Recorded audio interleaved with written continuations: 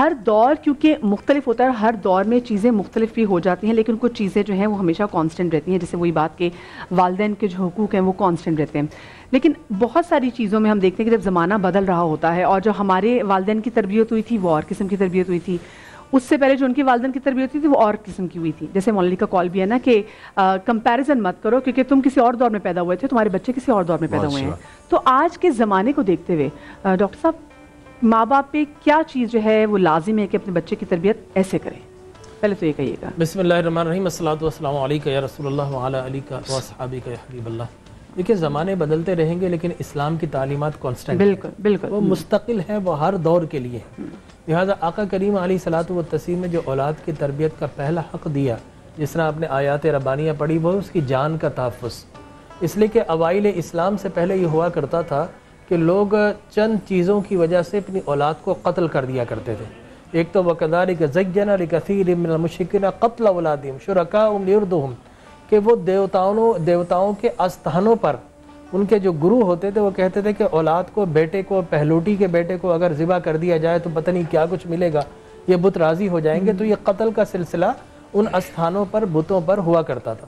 دوسرا ہے رزق کے خوف سے، تنگی رزق کے خوف سے، جس طرح آیات پڑھی گئی کلیئرلی آیات میں قد خسر الذین قتلوا اولادهم سفہا بغیر علم ورزقوا ما رزق اللہ ابتغاء اللہ قد ضلوا وما كانوا مهتدین. قرآن نے کہا کہ ان کا رزق دینا ہمارے ذمہ کرم پر ہے، تم اس رزق کے اور تنگی رزق کے خوف سے اولاد کو قتل نہ کرو. شکم میں جو بچے ہیں ان کی بھی لیے اس حوالے سے بھی آ جاتا ہے کہ جیسے بہت سارے لوگ کہتے ہیں جی ہم آگے افورڈ نہیں کر سکتے تو ہم اپنے بچے کے باش میں، تو ان کا بھی آف کورس جی ہاں بالکل ڈیفینیٹلی ہے قتل کے اندر. اس لیے کہ 3 ماہ کے اندر عموماً میڈیکل سائنس ہی بھی کہتا ہے سیکنڈ ٹرائمسٹر کے اندر بچے کے اندر روح آ جاتی ہے. لہذا اس وقت اگر بچے کو اگر ابورٹ کیا جائے تو وہ ایسی صورت میں وہ قتل کہلائے گا، جو کہ جائز نہیں ہے ہر طرح. اور تیسرا، عرب کے اندر یہ دستور تھا کہ بچیوں کو زندہ درگور کر دیا جاتا.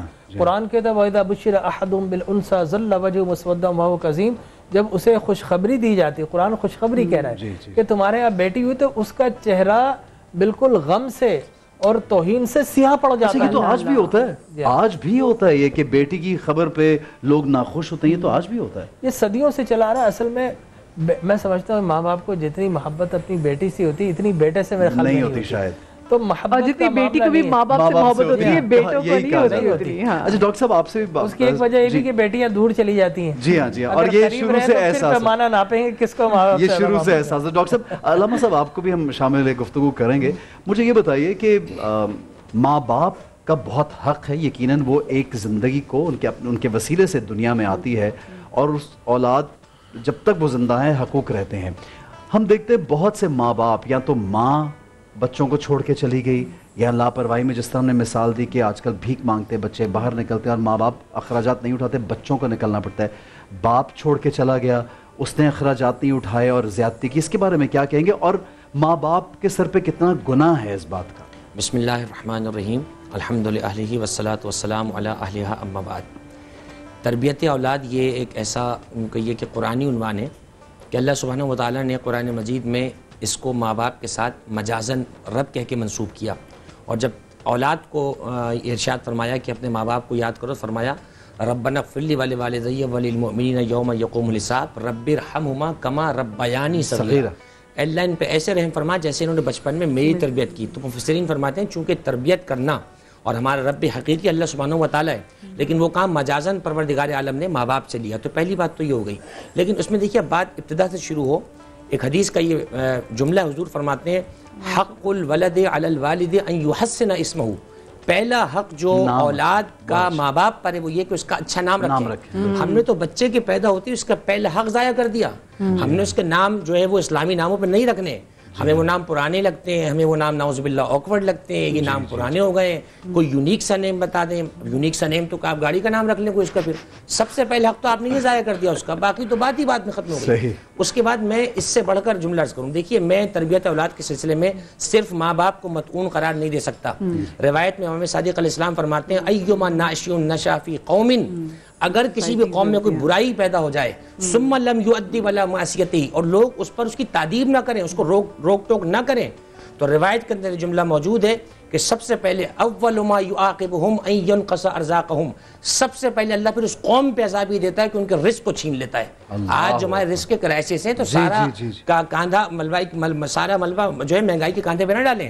آپ معاشرے میں کسی بچے کو نشہ کرتا دیکھ رہے ہیں، ہمارا بچہ تھوڑی ہے، کسی بچے کو لڑتا ہوا دیکھ رہے ہیں، ہمارا بچہ تھوڑی ہے، کسی بچے کو کچھ چھینتا جھپٹتا دیکھ رہے ہیں، ہمارا بچہ تھوڑی ہے۔ جب تک آپ من حیث المجموع اس کی تربیت کی طرف نہیں آئیں گے، پہلی بات تو یہ ہو گئی۔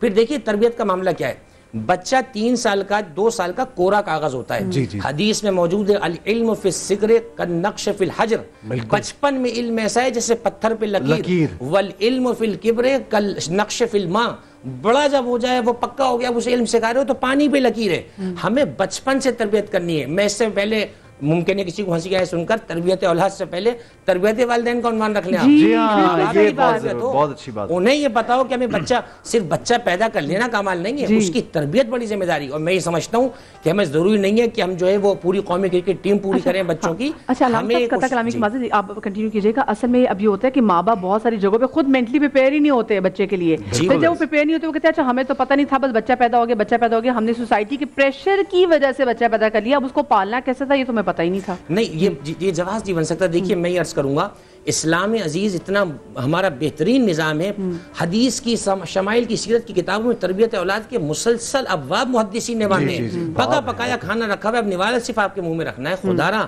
کہ جب آپ زواج میں منسلک ہونے جا رہے ہیں تو پہلے تربیت اولاد پڑھ لیں، کیسے نبی اکرم صلی اللہ علیہ وسلم نے اولاد کی تربیت کی، کیسے ان کے اصحاب نے اپنی اولاد کی تربیت دی۔ جب تک اس پر نہیں آئیں گے تو میں سمجھتا ہوں اسے آپ آکسفورڈ میں پڑھا لیں، کہیں بھی پڑھا لیں، وہ بچہ تربیت یافتہ نہیں ہو سکتا، کیونکہ تہذیب سکھاتی ہے جینے کا سلیقہ، تعلیم سے جاہل کی جہالت۔ بہت اچھی بات کی مطلب آج کل جو ڈگری اور پیسہ جو خرچ کر کے لوگ باہر بھیجتے ہیں بچوں کو پڑھنے کے لیے اور ڈگری حاصل کرتے ہیں اور بچہ اتنا کما لے گا، اس پہ بہت فوکس ہے۔ لیکن جیسا علامہ صاحب نے کہا کہ تعلیم تو مل گئی اور ویسٹرن تعلیم تربیت نہیں دیتی، تربیت تو گھر سے ہوتی، تربیت ہے ہی نہیں آج کل۔ کتنی ذمہ داری ہے ماں باپ کا سر پہ رہنا، تربیت کرنا اور کانسٹنٹلی یہ دیکھنا کہ ان کا بچہ کرنا۔ اچھا ایک چیز اور بھی میں یہاں پہ ایڈ کرنا چاہوں، جی آپ کچھ کہنا چاہیں گے؟ نہیں، میں اس میں ایک چیز ایڈ کیونکہ دیکھیں ابھی ایسا نہیں، بڑی اچھی بات کی ڈاکٹر صاحب، وہ یہ تھی کہ جب ماں باپ آج کل بچوں کو تربیت دیتے ہیں نا، وہ یہ تربیت دیتے ہیں کہ اچھا اتنا اچھا پڑھ جائے کہ یا تو یہ چارٹرڈ اکاؤنٹنٹ بن جائے، ڈاکٹر بن جائے، پھر اس کی زندگی سیٹل ہو جائے، زبردست کمائے۔